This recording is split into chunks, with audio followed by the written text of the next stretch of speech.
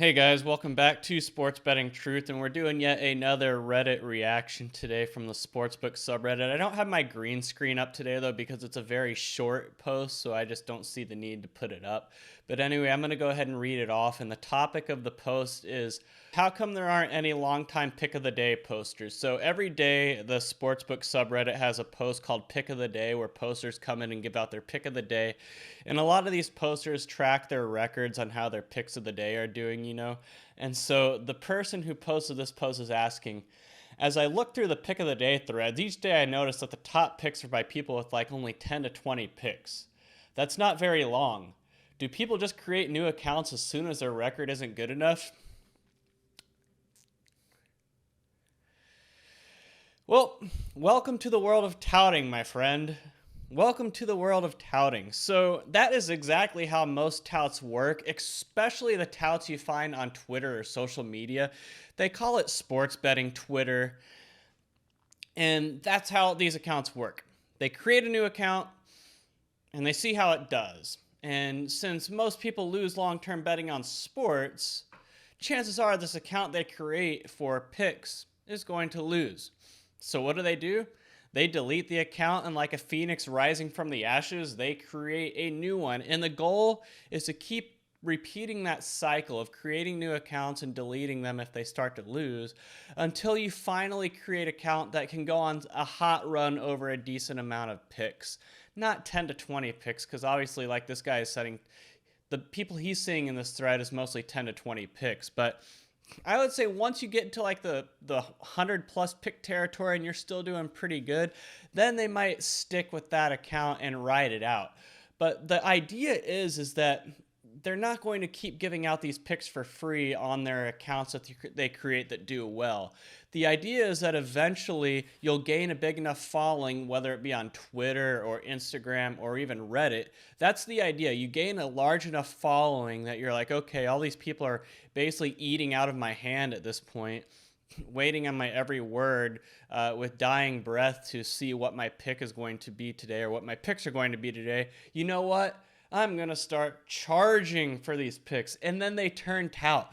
That is exactly how sports betting Twitter works. That is exactly how sports betting Instagram or Reddit works. That's what they are trying to do. 99% of the people giving out picks for free on Twitter or social media are doing it to try to turn tout. And the 1% that don't want to turn tout are doing it for vanity reasons. They want to become successful at sports betting picks, not so they can make money from it by turning tout, but so they have an army of worshipers who boost their self-esteem and their ego and everything like that. So either way, they're in it for themselves.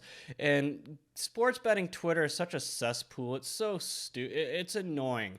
And that's the thing. You have all these people that use all the touting lingo, lock, surefire pick. We're gonna slam this pick today and hammer. Like they use we instead of I'm going to make this pick. So all the touting lingo and jargon and all that are used by gambling Twitter, and it's just really annoying. And I remember there was a person on Reddit, I think his name was like Chasing Payments or something, but people ate out of his hand when it came to college basketball. And there was a point in time where he was on a run, right? He was on a run, I'll admit it. He was on a pretty hot run. And so people were literally like on the sportsbook subreddit, like treating this guy like a god. But as with all people like that, he eventually went cold. And so there became kind of a split between people that still believed in him and people that felt swindled by him. And it caused a problem. But my biggest issue with the Chasing Payments guy, I don't think he ever turned tout, but I think my biggest issue with him was he had no humility. He looked the part of a tout. He talked like a tout. And I always say if it walks like a duck and quacks like a duck, it's probably a duck. And this guy, he walked like a tout. He quacked like a tout. He was probably going to go tout eventually, but all the language and jargon he used was just so annoying. Like, he sounded like a total 1990s public access television or infomercial tout, that I've made fun of in the past. And It was really annoying, and that's why I didn't really feel bad for him or his followers when everything came crashing and burning on his college basketball picks, because he had no humility. He was not humble. But you see that with a lot of the Twitter touts out there. They have no humility either. They are they are not humble at all. They're annoying. They use all the annoying lingo and everything like that. And so I wish the worst for them. But if you're honestly looking on Twitter or Reddit or anything like that for picks, you're wasting your time, because I've always said this about picks: make them yourself, because if everything goes wrong, at least you have yourself to blame. But I think a lot of people look for picks just so they don't have to blame themselves when they lose. But if picks have any value, they're not going to be given away for free. And so I know what you're going to say next. You're going to say, okay, so that means I should pay a tout? No, because if a tout's picks had any value, the tout would not be selling the picks.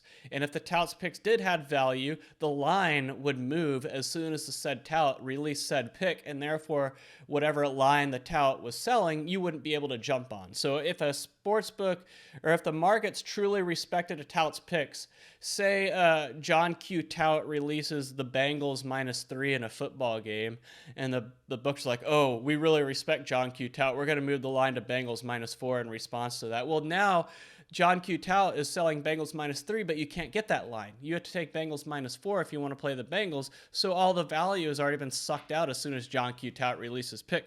So any pick that is given out that does not move lines is not worth the damn. And if a pick is given out that does move lines, well, you're not going to be able to get it, because by the time it comes out, the line has moved. So any person out there giving away picks, paid or not, worthless, absolutely worthless.